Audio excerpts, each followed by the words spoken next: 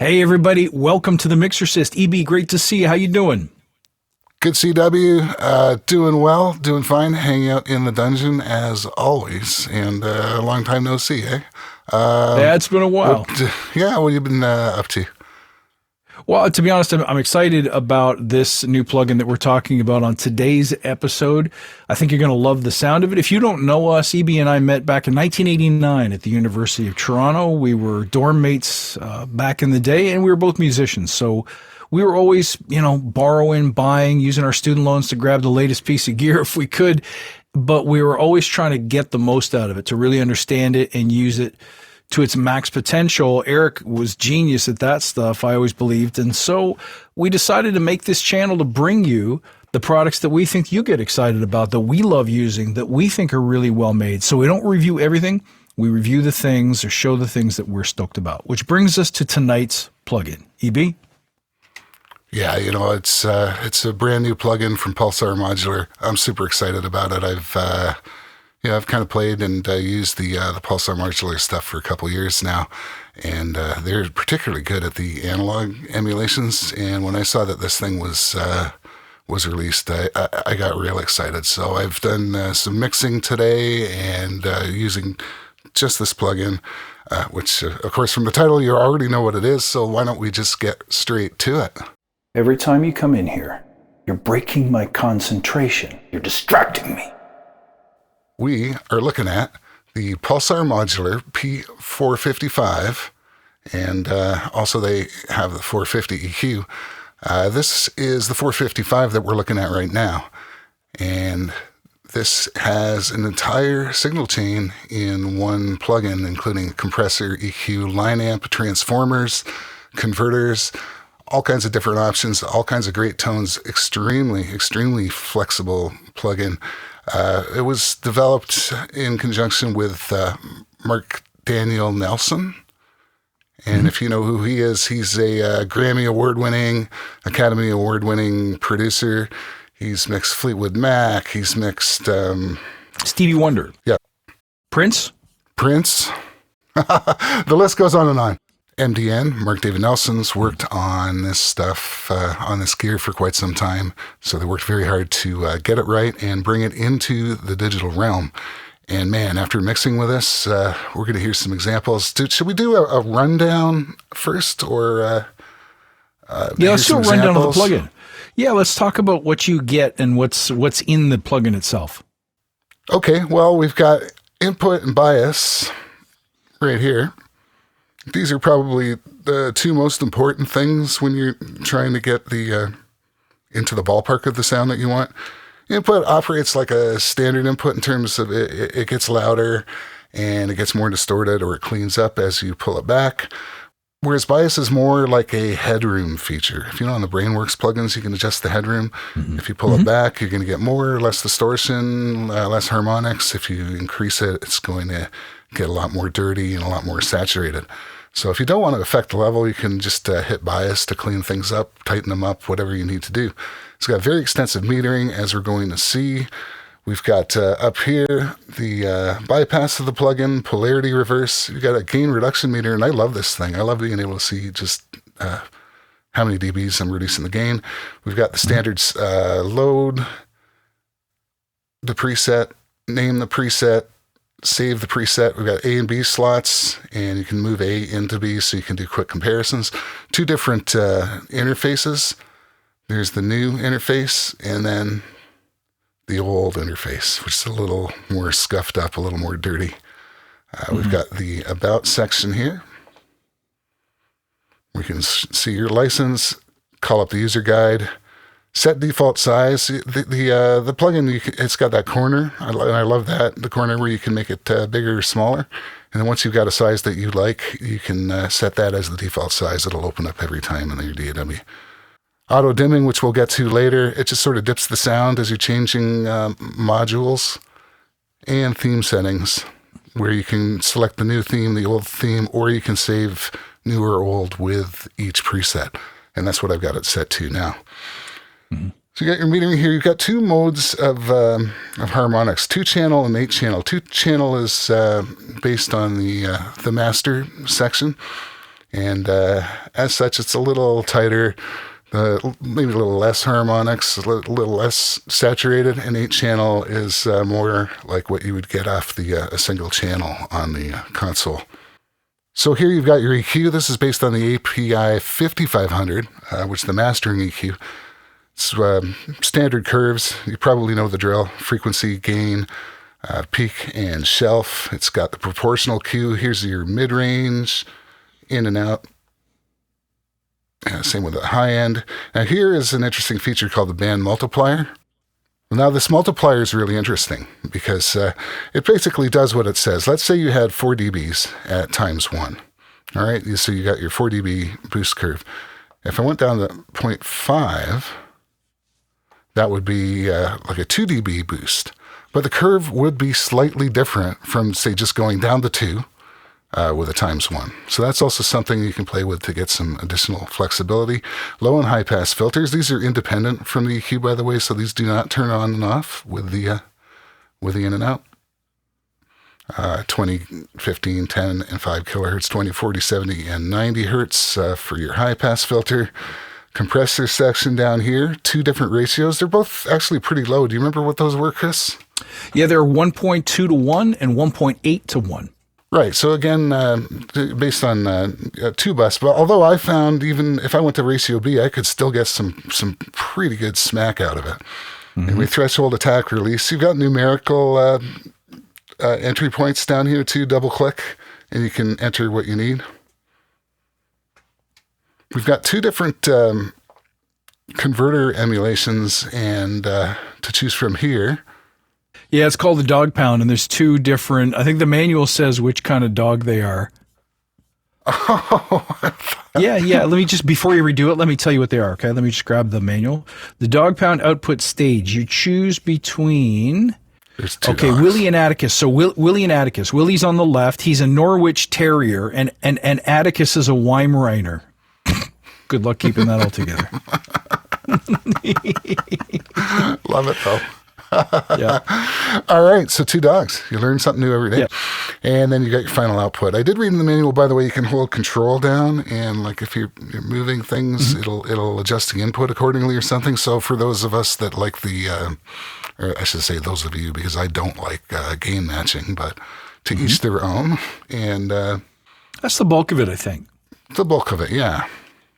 Now, one thing I'll address really quickly is when would you use this? So those of you might be familiar with the Waves 550A and B plugins, plus they have their 2500 compressor emulation. And then, of course, the Universal Audio has the same, and they also have a channel strip called the Vision channel strip. Acoustic Audio has their Pink line, which is the EQs and compressors together. Why would you choose this? I think this one has a slightly different application philosophy. You could put it on every single track if you wanted to try to emulate an API console sound, but keep in mind, it doesn't run on a mono strip. Only the EQ runs in mono mode. So you either have to have a stereo channel or you have to have a stereo bus or the stereo bus. So for example, an aux bus or something. And it's meant to emulate that section of the console that does the summing and then the master bus processing. So I'll give you an example after EB runs his example of how I used it on a podcast. I had a podcast with multiple different segments and I had to bring them all together. And I would normally use a bunch of, I like a big fat sound. So I would use a bunch of tube emulation things, tape emulation, channel strip emulation. And I challenged myself to make a mix only with this plugin. So I'm going to show you what you would do differently and the kind of results that I got from it.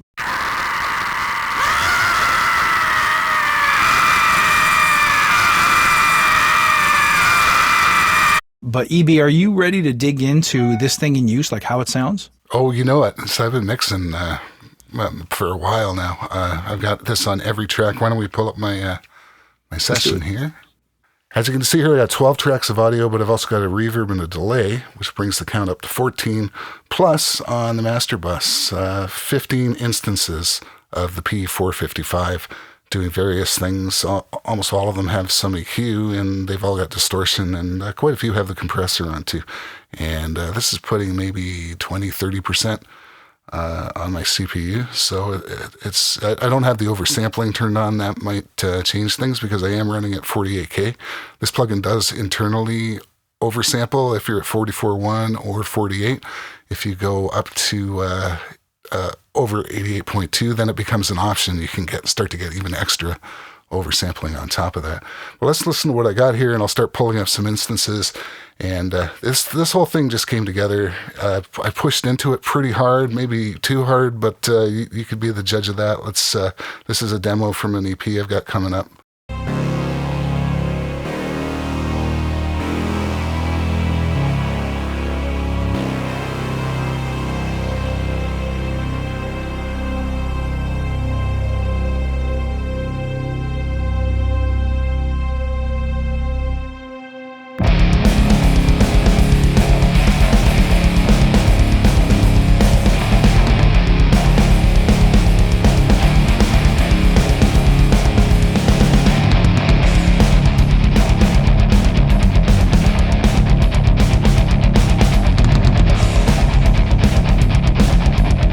You hear it sounds the business when you push into it like a console. You get some distortion, but let's solo some tracks for a minute.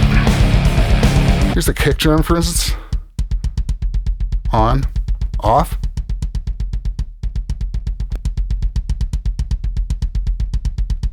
And the peak level didn't change that much. It just got louder and fatter and more central. I love how the low end is right in the middle.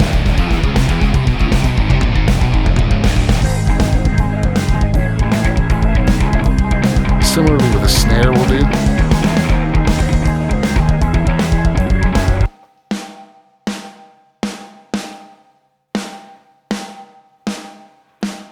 On, off.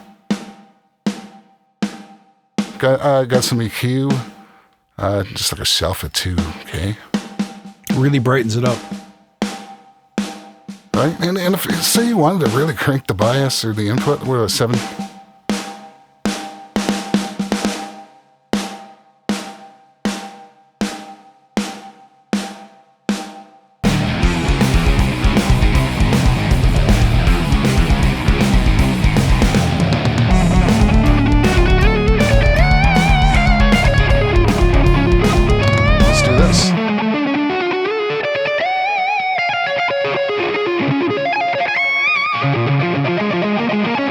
Here we got a high pass and low pass, just get rid of the high end and low end. I've done that on all the guitars. Quite a bit of boost at 5K. Let's hear more of that.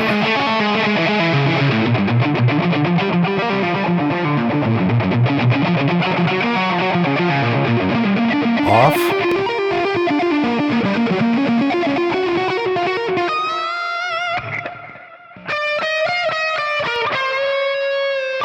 And this just holds it down. Puts it more in the mid-range.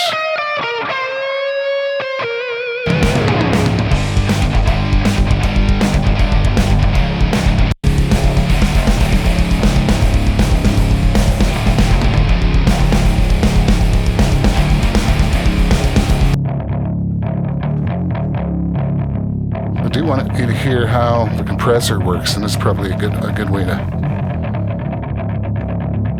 There's the bias. But when I turn it down, it's a pretty subtle control, whereas the input... That's nice. Yeah. Listen to how much high end's getting cut off, though, and how smooth it is.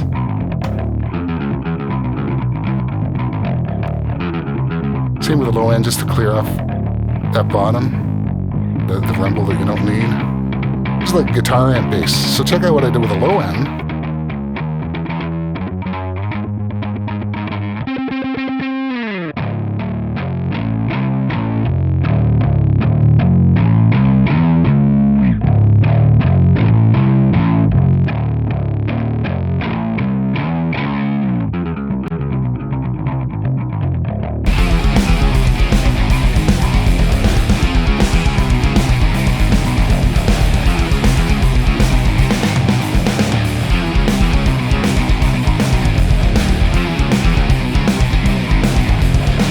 Let's go back to the kick for the compressor.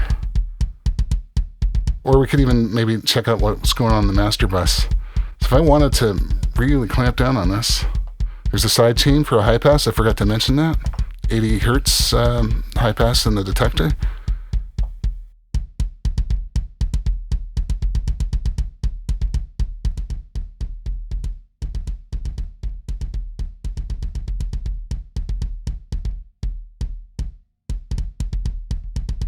So if you want to get a bit of that kind of, I don't want to say DBX because of course this is based on a Fairchild. So it's really like one of those smoother tube compressors, but let's go with that.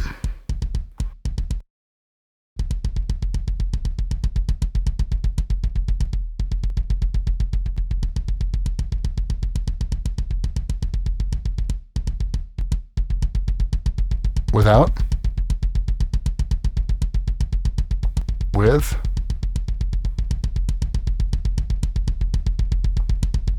Listen for that rumble.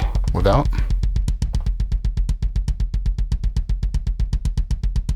With. Hear what it does to the low end? Mm-hmm. And if you want a little bit more woof, you can change to, what was the second guy's name? Oh, there's a Weimaraner. You talking about the dog? Yeah. Mm-hmm. First guy's a terrier, the second guy's a Weimaraner.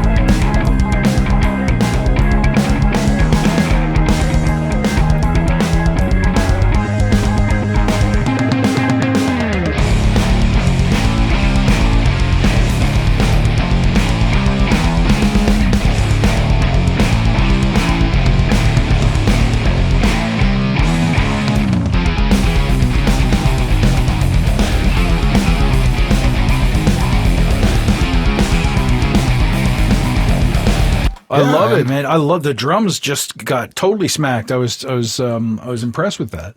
He failed, not I. Let's just briefly make a couple of notes there about what we saw and what the tool can do for you. I like the way they have a separate control for the input gain to drive the transformer, but that bias control, you can really quickly clean that whole signal up, or you can, darken it even a little bit more. I really dig. Fairchilds can be challenging to work with. They don't sound great on everything. They're not a great application for everything, but this, to me, really works nicely. And if you want something a little more splatty, you can totally turn down the attack and release. Or Fairchilds, to me, always work at their best when the release is a little bit longer, the attack is a little bit slower. They've got a nice pillowy bounce for things like acoustic guitars and vocals. Totally love it. This, to me, I mentioned I used it on a podcast. So here was my situation. I have a main voiceover, like the announcer part, which I recorded with an Aston Stealth into a UAD Manley Voxbox emulation. Voxboxes are dark, but they also have 2 stages of compression and very specific passive EQ controls. It's not terribly flexible. It really is meant for voice. Then I had a couple of ladies sitting around table with a U87 in Omni mode, and I was back a few feet with just a SM58, interjecting my little questions and prompts. And then I had another one-on-one interview done with 2 SM58s. All of those interviews recorded just on a mix pre, so really not a lot of color.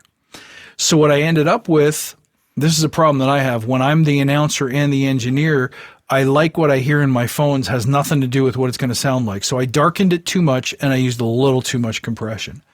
And I thought, well, I can't really use an API to fix that because APIs are not surgical. They're stepped frequency, stepped gain. But I gave it a try anyway, and it totally cleaned up that sound. I mean, I've worked with that 1.5 hertz peak on so many different tracks, but I'm telling you, this one is something special and something different. Also, if I wanted to, like the nice thing about that Manley Voxbox is if you want some sub bass, it's there. You can reach down to 20 hertz and get a really nice kind of sub growl out of a male voice.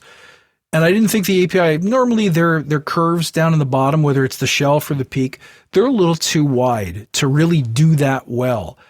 But I'm telling you, I hit 100 hertz and I just spiked it a bit, and then I kicked in the filter.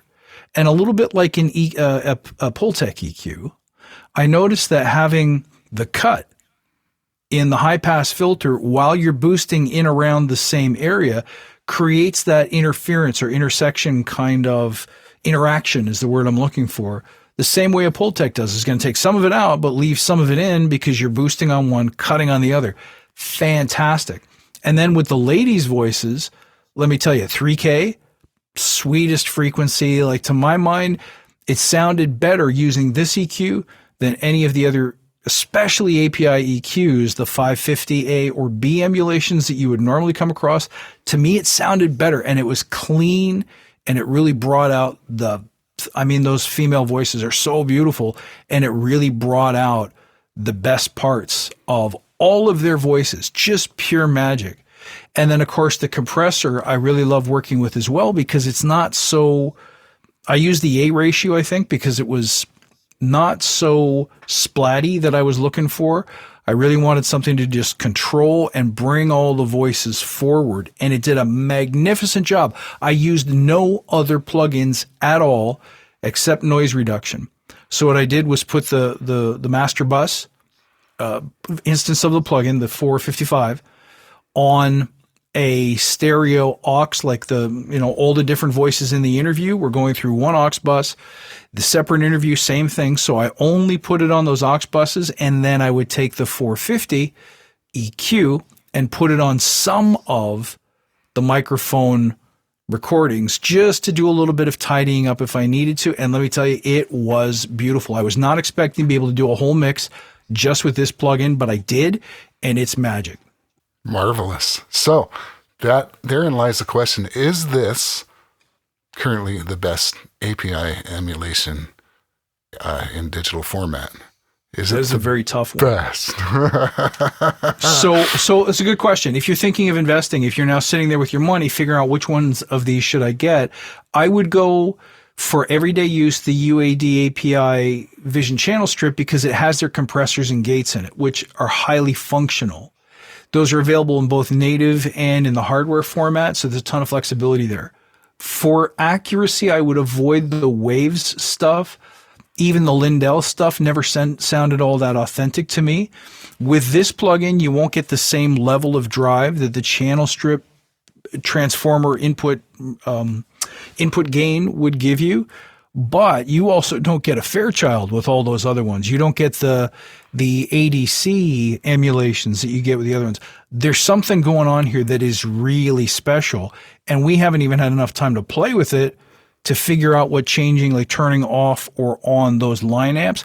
So I would say if you're a mixer rather than an engineer, and what I hate seeing is people open up sessions where there's like 5 plugins on every single strip. That's not manageable. And the workflow gets up here. If you've recorded well, I would prefer to take this plugin or these plugins and just use them on key buses and on the master bus. And where I needed it, maybe the EQ, maybe the compressor, but really a lot of the work can be done at the summing stage and at the 2-channel master bus stage with just small tweaks in the channels that are problematic. But I loved what you did. Like, how great did it make that bass guitar, that bass drum, and that snare sound? Oh, it's fantastic. I mean, that bass guitar is recorded through a guitar amp. So it's like, it doesn't even have the proper frequencies in the main track. And 4 dBs, 6 dBs was almost too much on this thing. It's like, this thing is magic. Like you said, I think the days of, 5 plugins on one track are done. Because nobody wants that. That's very tough to manage. Also, if you're in a DAW that's like 32-bit and not 64 all the way through, that actually adds up if you've got a lot of instances, the floating point airs and all that. And I didn't find anything that I could not do with this. The compressor in the high ratio mode, I get plenty of smack out of it. Yeah, are there other ones that are like snappier? Yeah, sure there are, but I could still get what I needed out of this thing. And in terms of the amount of distortion, I didn't actually try to push this thing to see just how much. Like if I want to set everything to the maximum possible saturation, I don't know what that sounds like. I should also mention that it comes with a bunch of presets, which that might be the first thing to actually try, because Pulsar Modular is really good with the presets. And I forgot about that because they did this with the P42. And if you want a really quick crash course in all the different things that a plugin can do, just go through those. And because those presets actually don't suck. They're starting points. I mean, I've never been a preset guy, mainly because every track is different. But in the case,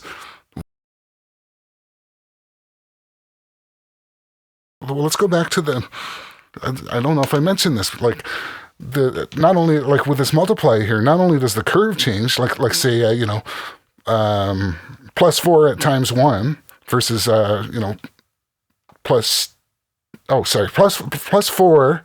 Let's see, you got +4 at 0.5 should be the same as 2 +2 at ×1, although the curves are different. But what also changes is the way it hits the saturation, and there's multiple stages of saturation in this. So one of the things you can do is crank that up, go to 0.25. That's a totally different sound from like saying going well, there's no 3 dB, but because of the signal routing and because of the chain and the way it works. And I think I want to try, if I can, I want to try to pull that up.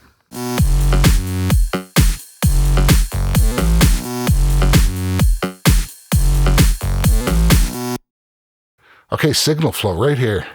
It's in the manual, page 32.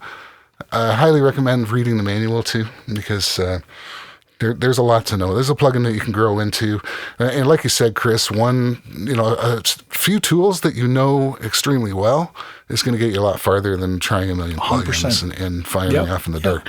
So you can see here on the signal chain, first thing's the power to the EQ, then it goes through the EQ. Does not go through the high and low pass filters. Those are going to be later. Then you got your input, and then your bias on that input. Your 2 and 8 channel, I don't know if I mentioned that. Did I mention the two different emulations? No, I don't think so. So the 2 channel emulates like a master bus, so it's a bit cleaner, a bit tighter, a bit less saturation, where the 8 channel is going to widen things out. It's going to be closer to what a channel strip does. From there, you go into the line amp section. Also, I should mention that there's 2 different, for this section here, there's the mod 1 and the mod 2 that you can switch between for further versatility. And then the 2 dogs, the dog pound. Then it goes down here to the compressor. After the compressor is your high and low pass filters. So this is not routed like your standard other API or channel strip emulations. This has got a lot of interesting stuff going on here. But again, this is the MDN workflow, right? This is this is the way that he has done it and does it, and people love the stuff. And after using it, I tend to agree. It sounds fantastic. You've got the final output from the high and low pass filters, go into the analog, then to the final output, and then you're done. Anyway, that's worth studying. That's probably one of the first things you want to look at if you really want to understand what's going on inside of this thing. Yeah. And that's the plugin itself is not 100% of the deal here. It's how you use it. So if you've got a mix that's smacked with like a Neve EQ here and then a Pultec over there, and it's just a mishmash of things, you're going to get a mishmash of sound. So I'm not saying you have to do your whole mix using only this, but even a real analog studio wouldn't have had a Pultec on every channel. You'd be lucky if you have one. And so using this architecture across all of the different sums and some of the tracks allows you to really lean into a whole sound. Like this thing makes a specific sound with a specific characteristic, and see if that sound suits you. These guys have generous demos. Try it out, bring it on, and see if you like what it does, because it's very flavorful. It's maybe smoother than having distressors and 1176s all over the place. But that Fairchild, man, that is a really, really nice sound. So I encourage you to I'm looking forward to spending more time on the music side, taking some of the songs that I'm writing and putting them on the buses and seeing what it does to synths and seeing what it does to guitars and acoustic instruments. And I think it's going to be a lot of fun to play with. That's for darn sure. Darn straight and darn tootin'. I'm looking. I want to shift my brain into more creative modes as time goes on. Time is short, and the technical side, of course, I'm an engineer. I've used all kinds of gear. I'm always curious about what's inside and how it works. But I think part of that is to facilitate knowing what piece of gear can get you where, and if you have a piece of gear, what can it do? What's the maximum that can do? Like we said at the beginning of the show, Chris and I met in university. Not a lot of money, but we're trying to make demos. We do 4-track demos, and it's like, ooh, I rented out an EQ, I rented out a reverb, or you saved up, and what it was, like the quad reverb or something. Is that like the and you learn how to maximize every little bit of that one. Yeah, and once in a while, like you would rent an 8-track recorder, and it was tape at the time, right? I don't think it was ADAT. I think it was tape that you had, and some NS10s, and it was in our living room, like that little tiny console. Or maybe it was even cassette. Was it like a Tascam or something that you rented? Yeah, it's a Tascam reel-to-reel and like a little board. Yeah. Yeah. And so now you got that piece of gear. What can we do with it? Maybe we still have to bounce tracks, but what does it do? How does it sound? And what's possible with this board? If we don't get the sound that we wanted, we would go back to source and re-record it and do it again.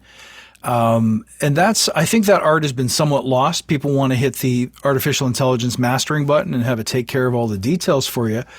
And it does some impressive things, but you can't control those little things that aren't working. This is too soft. It's not aggressive enough. There's some sibilance coming up that the compressor is injecting that wasn't there before. Well, you have to know how to handle those situations by knowing your gear. And this is such a simple but complete interface that lets you try a very limited number of controls that deeply affect the sound. And once you learn what it does, I think it changes how you conceptualize and mix before you push Fader 1. So I like these kinds of tools. I think they're kind of groovy. We don't need 50 different plugins on a single mix just to try to get it where we want. It makes the job easier. Super makes it easier. As we do these demos, I'll pull up like a whole mix, and I'll say, okay, we're going to take this one plugin, this one channel strip, and we're going to mix the entire mix with this. And what happens with that, in the back of my mind, I'm thinking, it's like, okay, I'm doing that for this video, but when we're done, is that going to be usable? Or, I'll probably use lots of it, but are there going to be certain tracks that I want to swap out for something else that I like better? This time, it's like, no, I would probably keep it exactly the way it is. It's such a tight, cohesive, big sound. I mean, go in and maybe change the settings, but it's like, I don't feel like I need any other plugins on this. I've got like a final limiter at the end, like a brick wall at the end, just to prevent anything from going over. And that's it. That's all you heard. The reverb and the delay. I guess on the drums, I do have actually this cool little Sound Radix drum leveler plugin, which is, if you're a rock mixer, if you're trying to get acoustic drums to smack, that'll just load it up on the 50% 50% default preset, and it's like, oh, okay, that's half the job done right there. Now I can really make this shit spank. Now I can make this thing speak. So yeah. Anyway. And the manual does recommend, by the way, that you put this thing on the buses and activate it and do some tweaking and get in a zone and leave it there. And now go mix your tracks. Like now put in some corrective EQ if you need it, or a little bit of control and compression, but start early. Like don't make this the last thing that you do, because it can radically change your sound. So do read the manual on this one. I don't often read manuals. With this one, it's like, I should probably read the manual, and it's a really good manual. So do yourself the favor. Yeah, there we go. Got to get back into the fancy footwork here. It's been a little while, kind of out of practice here with the quick switching. Okay, all good. All good. Congrats, Pulsar, on a great release. I hope this does well for you, and I hope you guys enjoy using it, and I hope this has been helpful. Yeah, it's been a treat. I just look forward to using this more, and to just being able to squeeze even a bit more out of this. I want to start using it in some cleaner situations as well. I know that was kind of an aggressive, over-the-top rock and roll thing, but I want to see what it does on some mastering too, because I know it's going to deliver. What about some acoustic stuff, some orchestral stuff? EDM, my God, API and EDM are always a great match. So definitely try this out. What do you think about the pricing? The pricing is, this company prices their stuff pretty high. So what do you think about that? Yeah, I mean, it's an investment in the tools, right? So people will always say, well, I want free plugins. But when you think about the research and development and testing and all that stuff that it takes to make these things, these guys deserve to make their money on things that make great sonic results, tools that you can use and depend on that make your job easier. That's worth money. What is the retail? I can't remember what the specific... the sale price is $189. I think you get the P440, 455 and the P450 for $189 right now on sale. I don't know what it goes back up to. They will do sales though. So that's a pretty good launch price to me. Yeah, I mean the way I look at it is this way: you could go around and get buy a $29 plugin, and sometimes that's great. It's a great plugin. You've hit the mark. That's nice.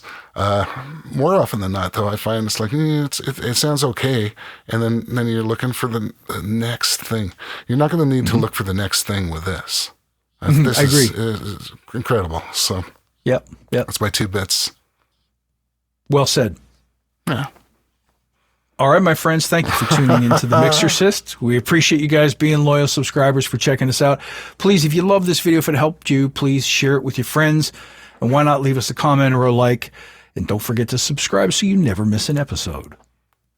That's right. We will see you next time on the Mixercist.